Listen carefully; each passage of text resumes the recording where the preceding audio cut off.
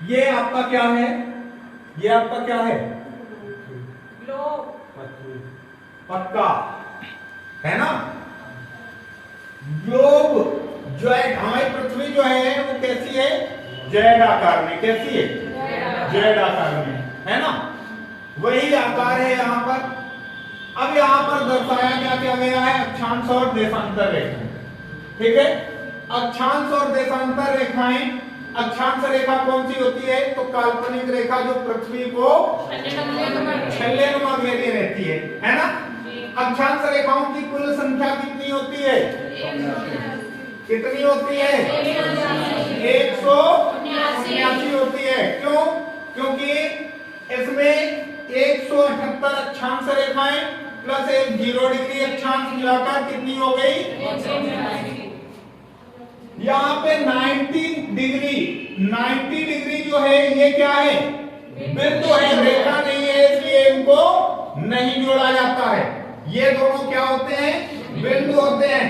अब एक तरफ कितनी रेखाएं होंगी? 89 होंगी। दूसरी तरफ कितनी होंगी? 89 और एक ये हो जाएगी तो कुल कितनी हो जाएगी? 179 हो जाएगी। ठीक है, सबसे बड़ी अक्षांश रेखा कौन सी होगी? 0 डिग्री होगी। सबसे बड़ी अक्षांश रेखा 0 डिग्री होगी। और सबसे छोटी अक्षांश रेखा कौन सी होगी? 89 डिग्री। सबसे छोटी अक्षांश रेखा 89 डिग्री। सबसे उत्तरी राजधानी कौन सी है? सबसे उत्तरी राजधानी, तो सबसे उत्तरी राजधानी है रिक्याजाविक। रिक्याविक क्या? रिक्याविक कह देते हैं, इंग्लिश में रिक्याविक लिखा होता है और हिंदी में रिक्याविक लिखा होता है। ठीक है, तो रिक्याविक जो होती है ये कहाँ की राजधानी है? आइसलैंड। कहाँ की है? आइसलैंड की राजधानी है। कहाँ की है भैया? आइसलैंड की। आइसलैंड की राजधानी है। ठीक है, आइसलैंड की राजधानी कौन सी? रिक्याविक है, जो कि सबसे उत्तरी राजधानी होती है। इससे 66.5 डिग्री अक्षांश होकर के गुजरती है। 66.5 डिग्री उत्तरी अक्षांश जो होती है ये कहां से होकर के, किस राजधानी से होकर गुजरती है? रिक्याविक से होकर के गुजरती है। ठीक है, इसके बाद अगर हम बात करें कि इसी में से 0 डिग्री अक्षांश जो होती है ये किस नदी को काटती है? 0 डिग्री अक्षांश कांगो नदी। किस नदी को काटती है? कांगो नदी। कहां पर है कांगो नदी? अफ्रीका पर है। अफ्रीका महाद्वीप की कांगो नदी को काटती है। ठीक है, 23.5 डिग्री उत्तरी अक्षांश किस नदी को काटती है? लिम्पोपो नदी को काटती है। और 23.5 डिग्री उत्तरी अक्षांश किस नदी को काटेगी?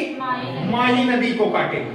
ठीक है, इसके बाद अगर हम बात करें कि सूर्य हमेशा उत्तरी 23.5 डिग्री उत्तरी अक्षांश से 23.5 डिग्री दक्षिणी अक्षांश पर क्या रहता है?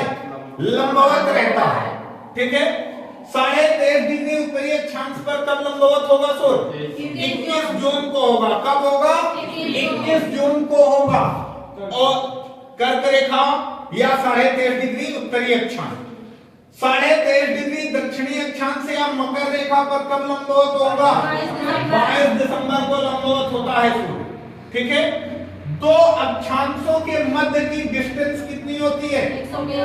111 किलोमीटर की होती है। कितनी होती है? 111 किलोमीटर की होती है। इसके बाद बात करें कि अक्षांश रेखा का मुख्य कार्य क्या होता है? नहीं, अक्षांश रेखा लोकेशन को देती है। किसी जगह को लोकेट करने का कार्य किसका होता है? अक्षांश रेखा का होता है। अगर आपको हमला करना है तो आप लोकेशन देखते हो, आपको कहीं जाना है मैप में लोकेशन देखते हो, तो ये लोकेशन किसके द्वारा मिलती है? अक्षांश रेखाओं के द्वारा मिलती है। ठीक है, इसके बाद यहां पे अगर हम बात करें कि अक्षांश रेखा जो है देशांतर रेखाओं की बात करें, देशांतर रेखा क्या होती है?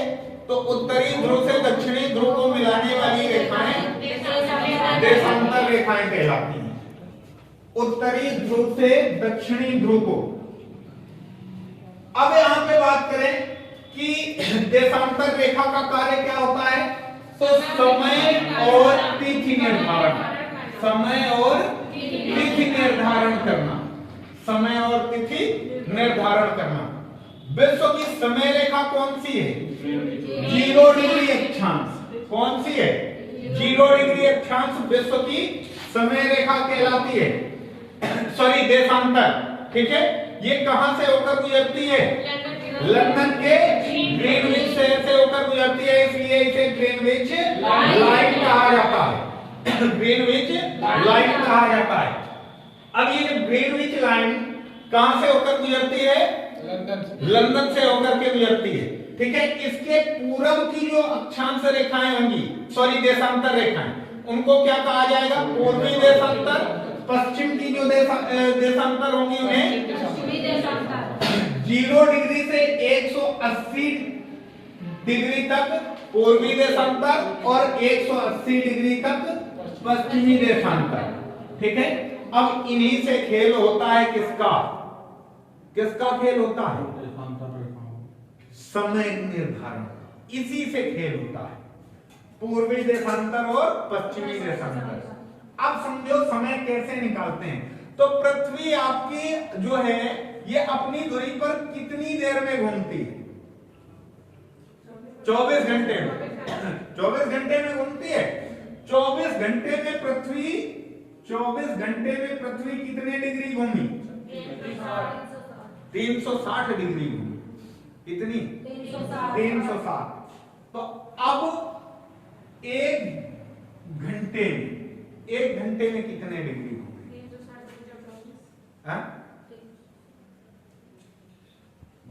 एक घंटे में कितने डिग्री? 15 डिग्री घूमेगी। कितने डिग्री? 15 डिग्री घूमेगी। एक घंटे में 15 डिग्री घूमेगी। ठीक है, तो यानी हमारे एक घंटे का समय कितना है? 15 डिग्री का। 15 यानी पृथ्वी हमारी 15 डिग्री कितनी देर में चलती है? एक घंटे में चलती है ना? एक घंटे में। अब यहीं से हम क्या निकालते हैं? समय निकालते हैं। यहीं से हम समय निकालते हैं। कैसे निकालते हैं? मान लो अब एक क्वेश्चन आपको सॉल्व करवा दें। एक क्वेश्चन सॉल्व करवा दें।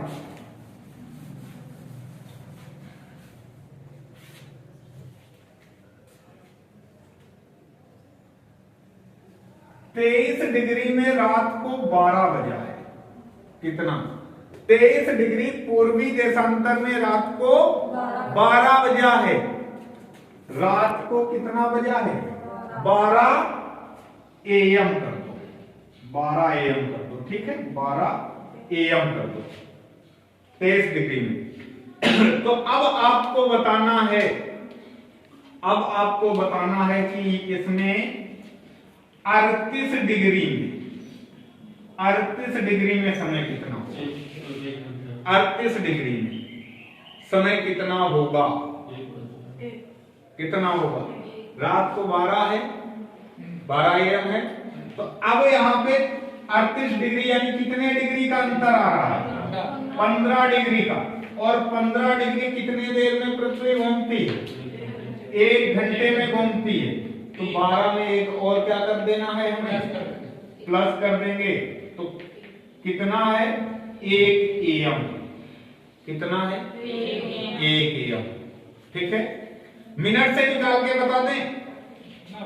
मिनट से बता दें, निकाल के कहो तो मिनट से निकाल के बता दें। निकाल दें मिनट से। चल अब मिनट से निकाल दो।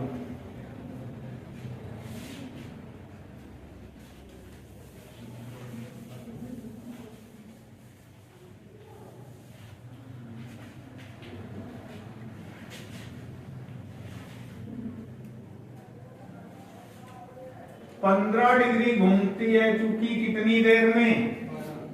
1 घंटे में। कितने घंटे में? 1 घंटे में कितने डिग्री? 15 डिग्री घूमती है। ठीक है, तो अब यहां पर अगर हम बात करें कि 1 डिग्री कितनी देर में घूमेगी? 4 मिनट में घूमेगी। कितनी देर में घूमेगी?